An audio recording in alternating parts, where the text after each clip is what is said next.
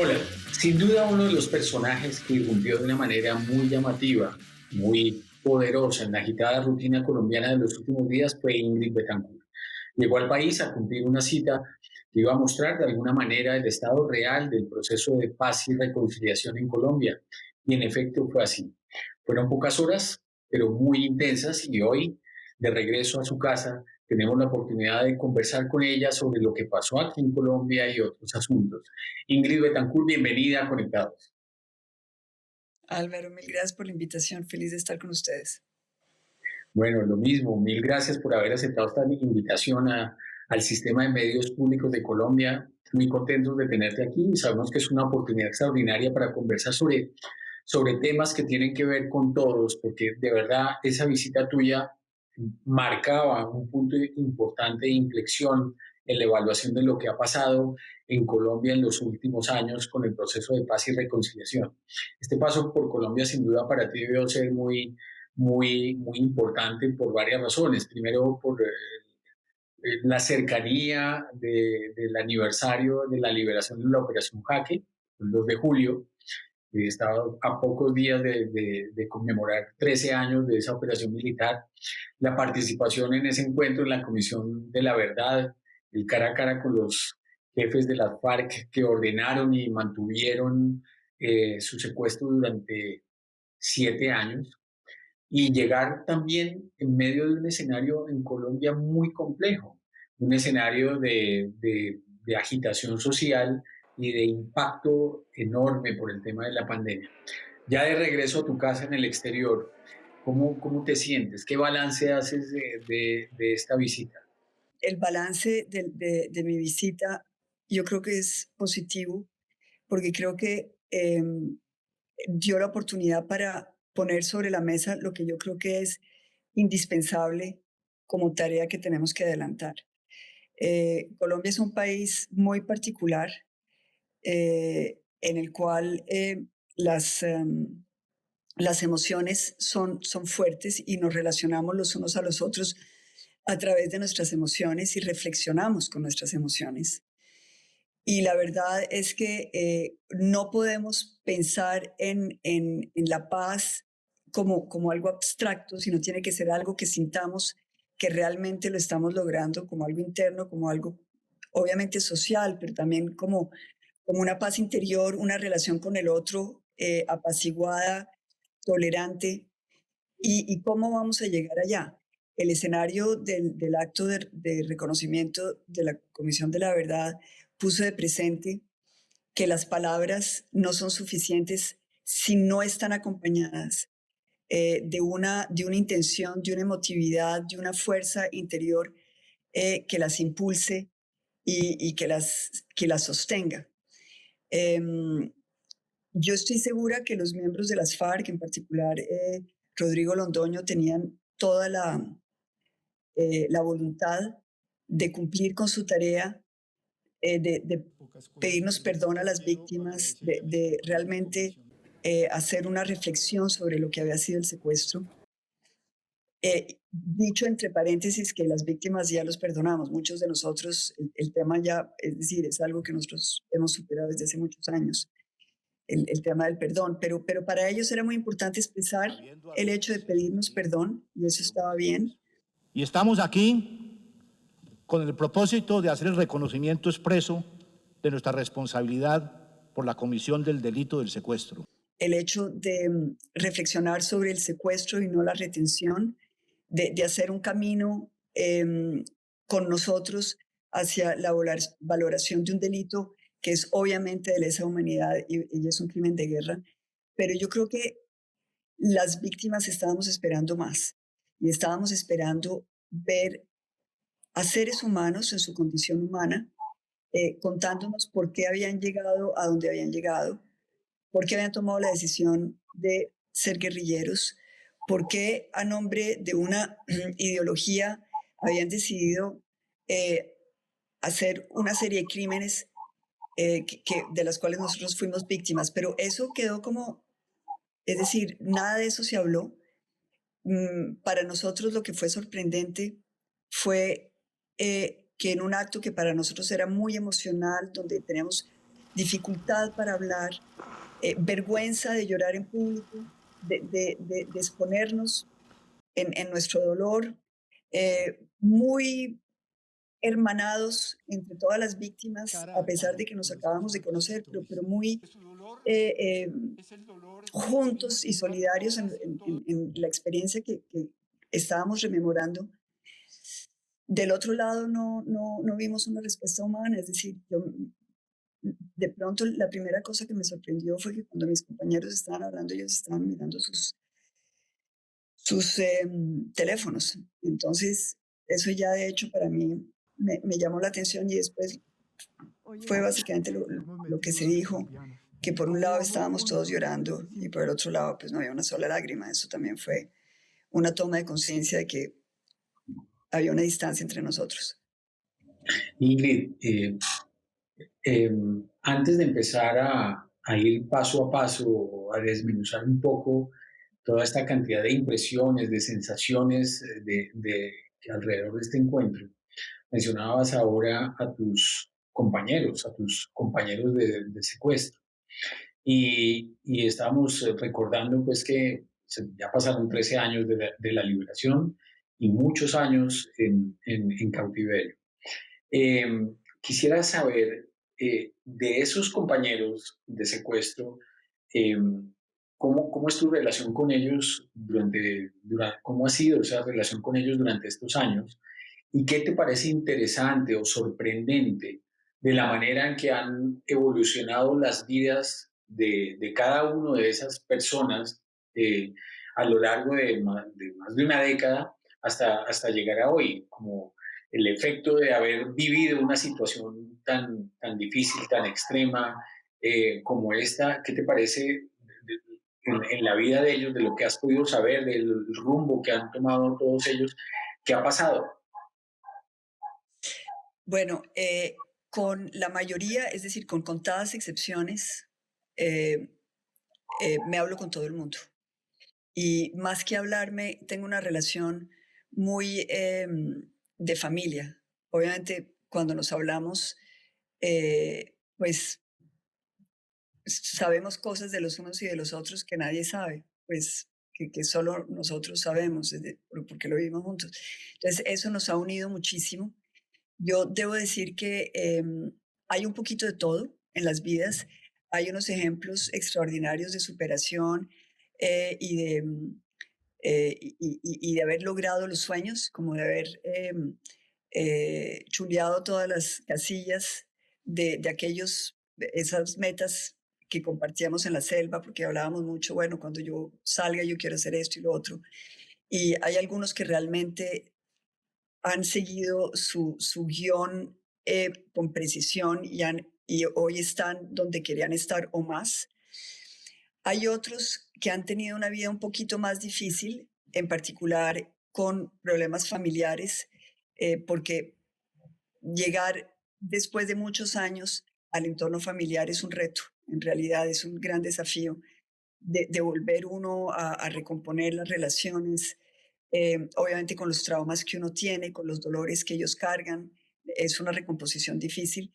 Para muchos esto no ha sido fácil, pero para otros yo diría que tienen una vida feliz, em, en gratitud con todo lo que nos sucedió, es decir, de estar libres, de estar vivos y libres, porque somos muy conscientes que muchos de nosotros quedaron en la selva, que no volvieron, y eso para nosotros de todas maneras es una, digamos, es una realidad violenta que nos acompaña. Entonces, yo diría que hay ambos casos.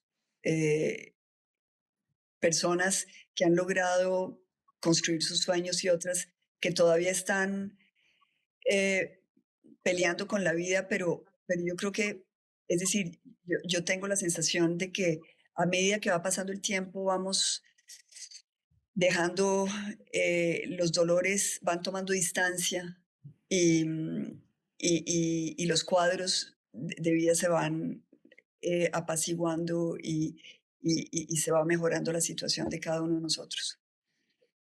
Bueno, ahí quisiera retomar un punto que mencionaste durante esta visita a Colombia que me llamó mucho la atención y puede tener algo que ver con toda esta vida que le ha tocado a los que vivieron el secuestro. Y tú lo mencionabas y lo señalabas como la estigmatización del secuestrado, la estigmatización de las víctimas en una sociedad como la nuestra y las implicaciones que eso tiene. Exactamente, ¿a qué te refieres con eso y cuál es la implicación práctica de esa estigmatización que de golpe para el resto de las personas que no tienen esa visión o esa experiencia o esa sensibilidad como la que tienen las personas que pasaron por el secuestro, pues es difícil de apreciar?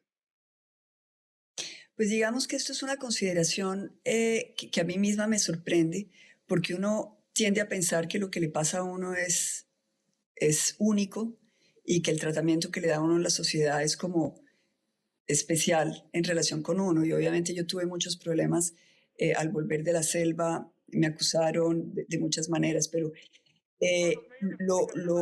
lo muy sorprendente es ver que prácticamente a todos nos pasó lo mismo, cada uno en nuestro diferente trasegar de vida. Entonces, pienso, por ejemplo, en los que vimos en la Comisión de la Verdad.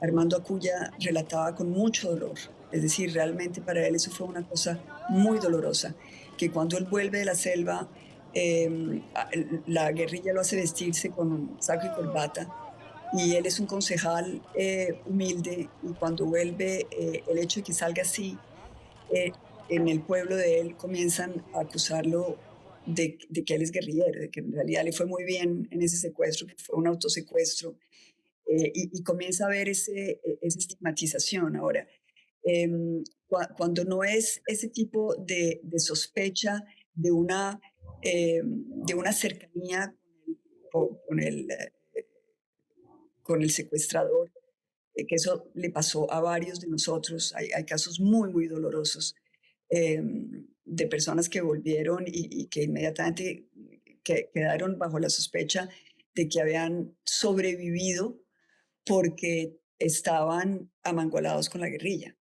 Y es decir, eso es muy, muy violento. A otros, la explicación de que hubieran sido secuestrados era también porque tenían algún negocio, como por ejemplo la familia Cordón los acusaron de que la razón de su secuestro y de su asesinato había sido porque le debían cosas a la guerrilla, porque tenían negocios con la guerrilla. Esas cosas son muy violentas. A otros, como a mí, los acusaron de haber sido poco prudentes y de haber permitido que la guerrilla se los llevara. Pienso, por ejemplo, en las acusaciones que se oyeron cuando secuestraron a Guillermo Gaviria y a Gilberto Echeverri. Eso también les sucedió a Luis Eladio Pérez. Lo acusaron de él mismo haber buscado al comandante que después lo secuestró. Hay el caso, obviamente, de Gloria Polanco, es dramático, en el cual le pusieron entredicho la razón por la cual estaba secuestrada, y no solamente eso, sino después le asesinan a su esposo, que la está esperando y que está luchando por rescatarla y por rescatar a sus hijos, porque ella la secuestran con dos de sus hijos, la separan después de sus hijos. Es decir, cuando uno va mirando los casos de cada cual y uno se da cuenta que siempre en torno al secuestro se teje, claro, porque uno entra a un mundo secreto, uno ya la gente no lo ve a uno, no sabe dónde uno está.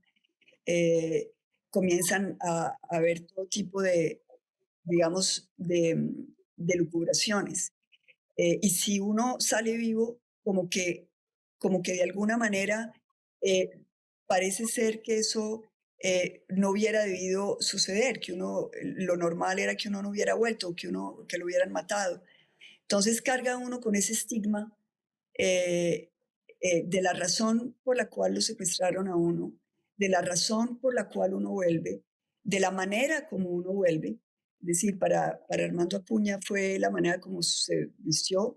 A mí me acusaron de haber salido bien físicamente, eh, como si, es decir, como si eso, obviamente, bueno, en fin, cualquiera que hubiera sido la razón, la gente se imagina que uno, es decir, que si uno sale sonriente y feliz, pues algo está es sospechoso.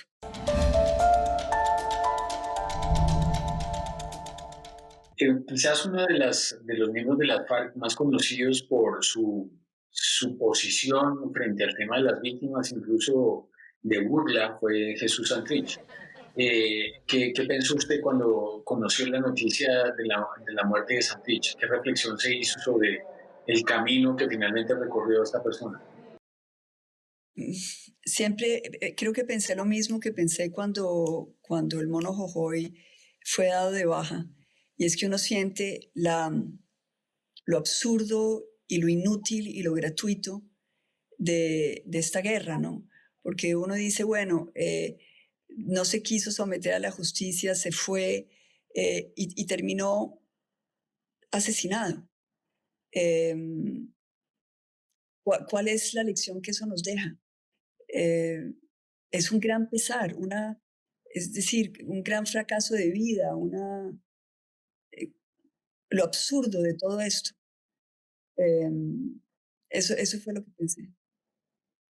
Ingrid, en conclusiones de su reunión con el presidente Iván Duque, Bueno, mil gracias por la qué conversación le tan pareció interesante. Yo el creo, encuentro con él? Tío, ¿Qué que pensó finalmente nosotros después de necesitamos escucharlo sobre los levantar temas frentes de que guerra. tuvieron la oportunidad de conversar? Teníamos una propuesta muy pues concreta. Obviamente yo venía con es decir, con una impresión negativa del presidente, porque las críticas contra el presidente son muy duras. Entonces quería hablar con él, pero al mismo tiempo tenía un bagaje negativo.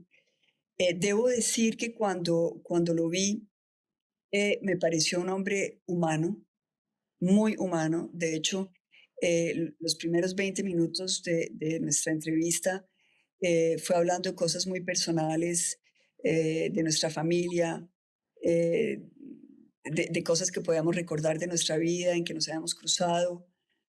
Em, y después entramos al tema álgido, que para mí era un poquito lo que la comunidad internacional ha venido diciendo, y es que Colombia no puede o no debe responder a las manifestaciones civiles de protesta con represión. Ahí básicamente lo que más me preocupaba a mí es que el presidente estuviera acusando a los jóvenes de ser terroristas, porque obviamente eso los encasilla en lo que era la guerrilla. Es como volverlos guerrilleros per se a través de nuestras palabras, y es también cortar la posibilidad de un diálogo con ellos, de que podamos entender lo que está pasando. Hay un gran malestar social en Colombia y tenemos que tener cuidado con las palabras. Entonces, ese era un reclamo muy sentido que yo traía. El presidente lo entendió. Me dijo que él sabía que no todos eran terroristas, pero que habían infiltraciones, que habían casos, obviamente, de violencia que no se podían aceptar, y eso es obvio. Es decir, la violencia no es justificable de ningún lado, viniendo de ninguna parte. Em, pero lo que sí me gustó fue el esfuerzo que él hizo por señalar unas iniciativas que podían responder al clamor de esta juventud maltratada. Hablamos de la matrícula cero, hablamos de los consejos de juventud, hablamos del plan para crear empleos con un porcentaje em, pagado por el mismo gobierno. Obviamente, es decir, esto está bien, y de hecho sentí que él tenía una reflexión, que estaba preocupado, que estaba oyendo lo que le decía al mundo. Uno, por otro lado, es consciente de que su margen de acción es limitado, que está ya al final de su gobierno, que no tiene presupuesto, que el Congreso no lo ha acompañado en gran parte de sus de este momento, lo ha abandonado. Pienso también que ha habido eh, oportunidades que se han perdido de pronto, porque parte de esas iniciativas hubieran podido ser negociadas, ya sea con el comité de paro o con los mismos jóvenes, y esto hubiera dado una satisfacción, una tranquilidad, le hubiera permitido a la gente sentirse oída. Yo siento que mucho el clamor de los colombianos es sentirse no personas, es decir, sentir que no existen, son invisibles, no tienen visibilidad.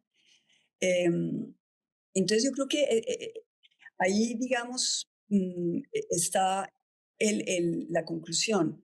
Un presidente que quiere actuar bien, que está rodeado de muchas exigencias contradictorias y que está tratando de muy buena fe de resolver esas ecuaciones en un tiempo muy limitado y con un presupuesto prácticamente inexistente.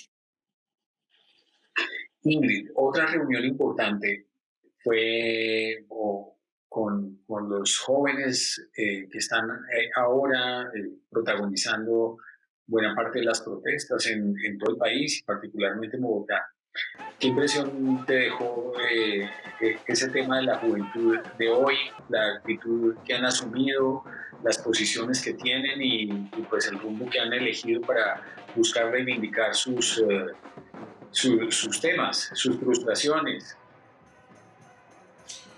De pronto empezar por decir que la violencia proveniente de ninguna parte, de ningún sector es aceptable. Entonces, eso es algo que se dijo y se repitió en todas las reuniones, pero estos son jóvenes que están, digamos, tienen una inteligencia, una articulación de su pensamiento muy interesante.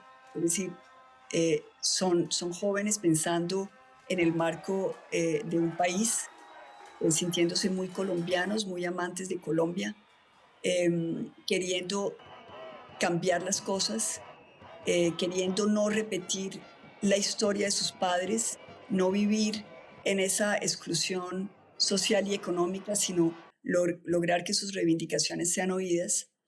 Yo no puedo decir si están infiltrados o no. Lo que sí puedo decir es que ellos no quieren ser manipulados, no quieren ser instrumentalizados. Son conscientes de que pueden haber personas, y lo hablamos, de diferentes, digamos, de extremos diferentes del espectro político, queriendo aprovechar su posición, y ellos están tratando de no dejarse contaminar por eso. También hablaron de que ellos sospechaban que parte de la radicalización en las calles y de los actos de violencia habían surgido de infiltraciones no solamente de grupos al margen de la ley, ya sea narcotráfico, ya sea guerrilla, sino que ellos pensaban también que había sido de pronto una táctica de la fuerza pública para elevar la agresión de manera a lograr una credibilidad dentro del grupo y hacerse aceptar e infiltrar el movimiento. Entonces, digamos que no creo que es una juventud ingenua. Yo creo que es una juventud que está buscando salidas. Pienso que en la medida en que nosotros podamos darles salidas dignas, oírlos, pueden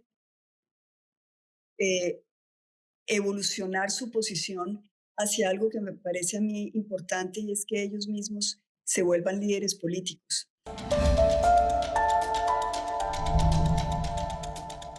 Finalmente, oyéndote hablar, pues me pregunto si has pensado o considerado o descartado de manera definitiva volver a la política en Colombia. Sí, yo lo he descartado.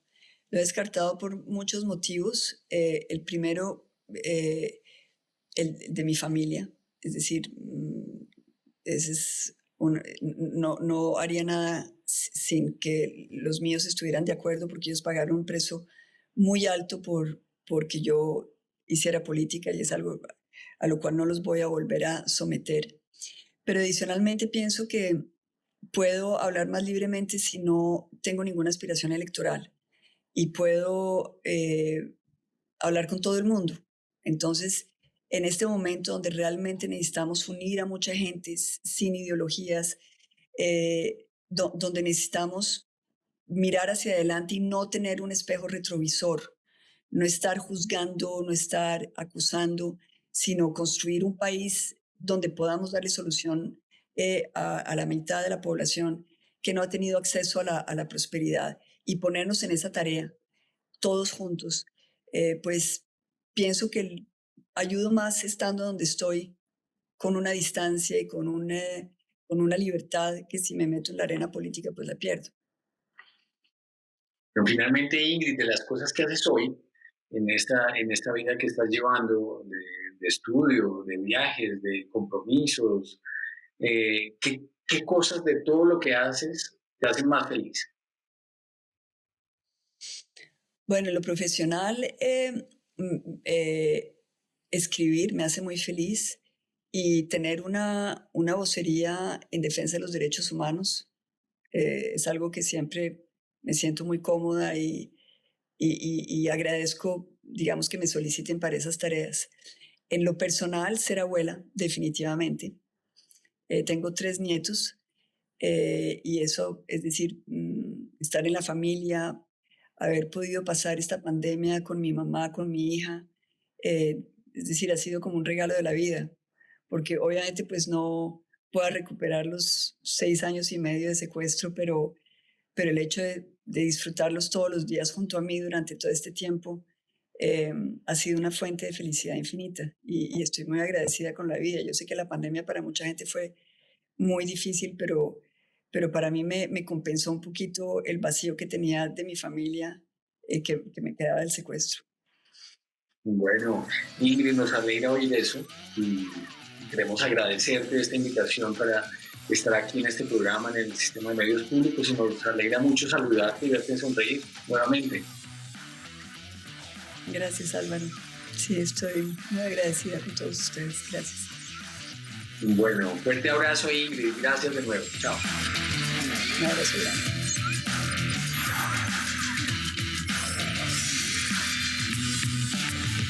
Este contenido fue financiado con recursos del Ministerio de las TIC.